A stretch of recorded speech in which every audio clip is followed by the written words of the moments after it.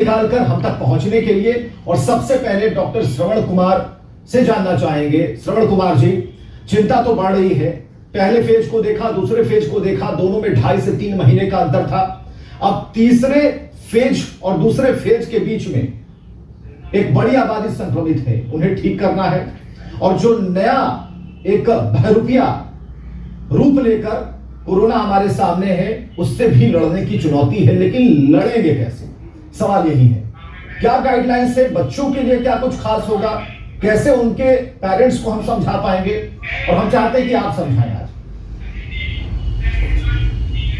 जी, मैं कहूंगा कि जैसे सबसे बड़ी बात है कि यह थर्ड वेव जो हम लोग कहते हैं, यह थर्ड वेव हम लोग को, पहला वेव था जो एडल्ट, जो सीनियर सिटीजन को प्रभावित किया, दूसरा वेव एडल्ट हम लोग को प्रभावित किया, और तीसरा वेव हम लोग को बच्चों को प्रभावित करेगा। और यह प्रभाव इतना खराब होगा जो देखने लायक होगा। और इसके लिए कारण यह है कि जैसे जैसे हम लोग कोरोना से लड़ते हैं, वायरस भी और मजबूत होते जाता है और वह अपना रूप बदलते जाता है। और इसके लिए जैसे होता है सेकंड म्यूटेशन, थर्ड म्यूटेशन, और म्यूटेट करके वह और स्ट्रांग होते जाता है।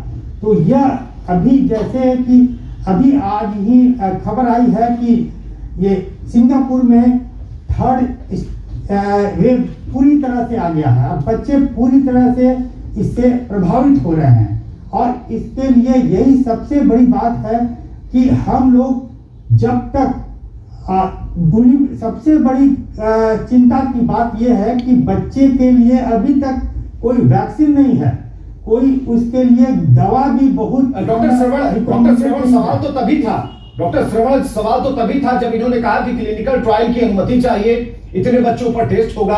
आग तो लगी थी, धुआं दिख रहा था, और यह कहा जा रहा था कि तीसरा जो वेव है वो इंतजार कर रहा है, मौका नहीं देगा।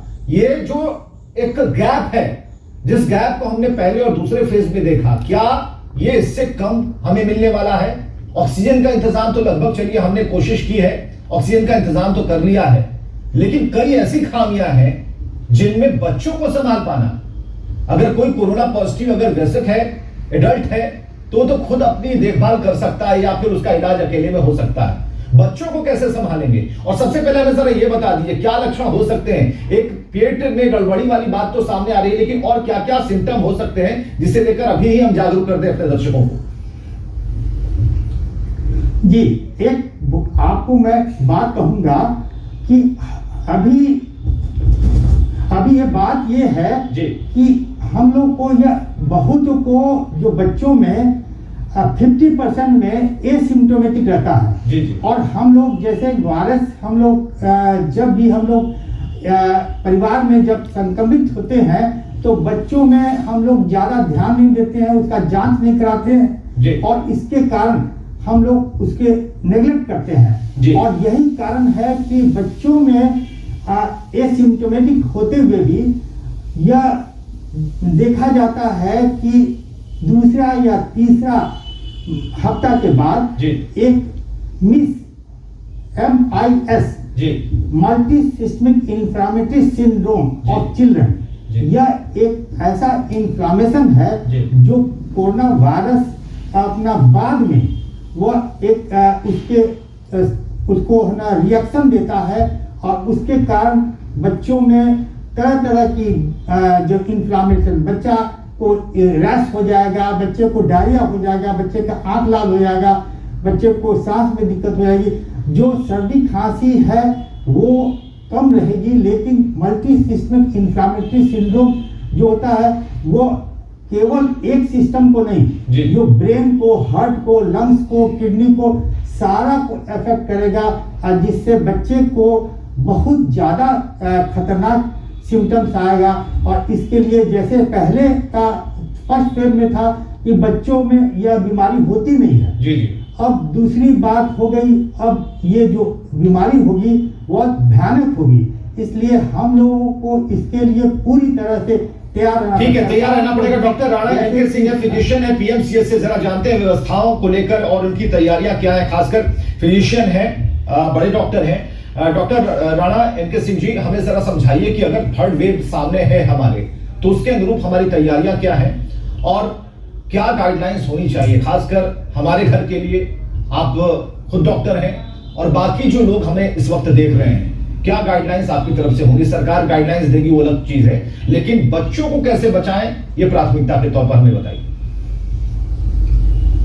देखिए, हमारे यहाँ जो सरकार जो सेकेंड स्वास्थ्य पर क्यों नहीं आता, तो सबका स्वागत है समय निकालकर हम तक पहुंचने के लिए। और सबसे पहले डॉक्टर श्रवण कुमार से जानना चाहेंगे। श्रवण कुमार जी, चिंता तो बढ़ रही है, पहले फेज को देखा, दूसरे फेज को देखा, दोनों में 2.5 से 3 महीने का अंतर था। अब तीसरे फेज और दूसरे फेज के बीच में एक बड़ी आबादी संक्रमित है, उन्हें ठीक करना है। और जो नया एक बहरूपिया रूप लेकर कोरोना हमारे सामने है, उससे भी लड़ने की चुनौती है, लेकिन लड़ेंगे कैसे, सवाल यही है। क्या गाइडलाइंस है, बच्चों के लिए क्या कुछ खास होगा, कैसे उनके पेरेंट्स को हम समझा पाएंगे, और हम चाहते हैं कि आप समझाएं आज।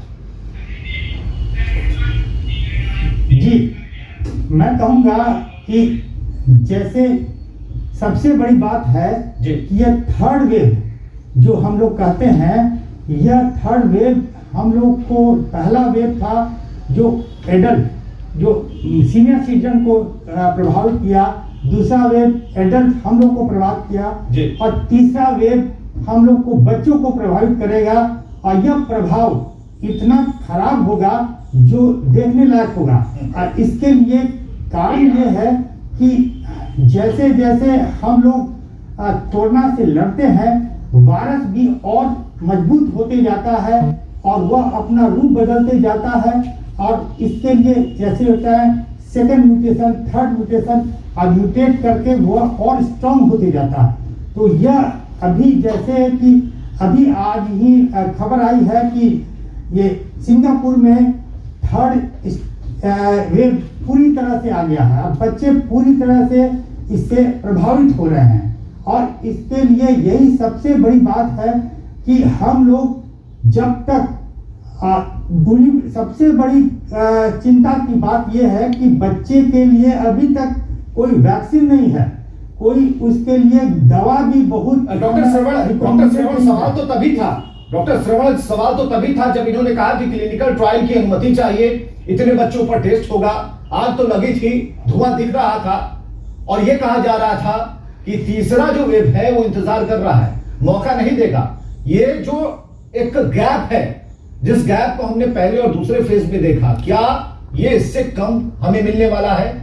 ऑक्सीजन का इंतजाम तो लगभग, चलिए हमने कोशिश की है, ऑक्सीजन का इंतजाम तो कर लिया है, लेकिन कई ऐसी खामियां हैं जिनमें बच्चों को संभाल पाना, अगर कोई कोरोना पॉजिटिव अगर ग्रसित है, एडल्ट है, तो खुद अपनी देखभाल कर सकता है, या फिर उसका इलाज अकेले में हो सकता है।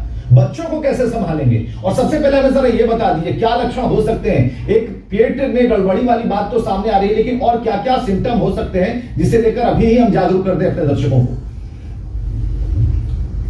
जी, एक आपको मैं बात कहूंगा कि अभी ये बात ये है जी कि हम लोग को यह बहुत को जो बच्चों में 50% में एसिम्प्टोमेटिक रहता है। जी जी। और हम लोग जैसे वायरस, हम लोग जब भी हम लोग परिवार में जब संक्रमित होते हैं, तो बच्चों में हम लोग ज्यादा ध्यान नहीं देते हैं, उसका जांच नहीं कराते हैं, और इसके कारण हम लोग उसके नेग्लेक्ट करते हैं। और यही कारण है कि बच्चों में एसिम्प्टोमेटिक होते हुए भी यह देखा जाता है कि दूसरा या तीसरा हफ्ता के बाद एक MIS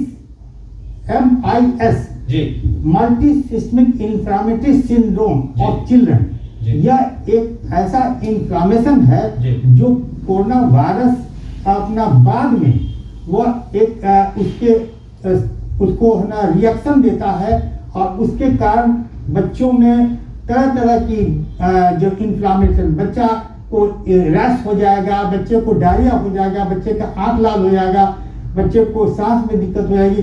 जो सर्दी खांसी है वो कम रहेगी, लेकिन मल्टी सिस्टमिक इन्फ्लामेटरी सिंड्रोम जो होता है वो केवल एक सिस्टम को जी। नहीं, जो ब्रेन को, हार्ट को, लंग्स को, किडनी को, सारा को अफेक्ट करेगा, और जिससे बच्चे को बहुत ज्यादा खतरनाक सिम्टम्स आएगा। और इसके लिए जैसे पहले का फर्स्ट फेज में था कि बच्चों में यह बीमारी होती नहीं है, जी जी, अब दूसरी बात हो गई, अब ये जो बीमारी होगी वह भयानक होगी, इसलिए हम लोगों को इसके लिए पूरी तरह से तैयार रहना ठीक है, तैयार रहना पड़ेगा। डॉक्टर राणा एनके सिंह है, फिजिशियन है, पीएमसीएच से, जरा जानते हैं व्यवस्थाओं को लेकर और उनकी तैयारियां क्या है, खासकर फिजिशियन है, बड़े डॉक्टर हैं। डॉक्टर राणा एनके सिंह जी, हमें जरा समझाइए कि अगर थर्ड वेव सामने है हमारे, तो उसके अनुरूप हमारी तैयारियां क्या है और क्या गाइडलाइंस होनी चाहिए, खासकर हमारे घर के लिए। आप खुद डॉक्टर हैं और बाकी जो लोग हमें इस वक्त देख रहे हैं, क्या गाइडलाइंस आपकी तरफ से होंगी? सरकार गाइडलाइंस देगी वो अलग चीज है, लेकिन बच्चों को कैसे बचाएं, ये प्राथमिकता के तौर पर हमें बताइए। देखिए, हमारे यहाँ जो सरकार जो सेकेंड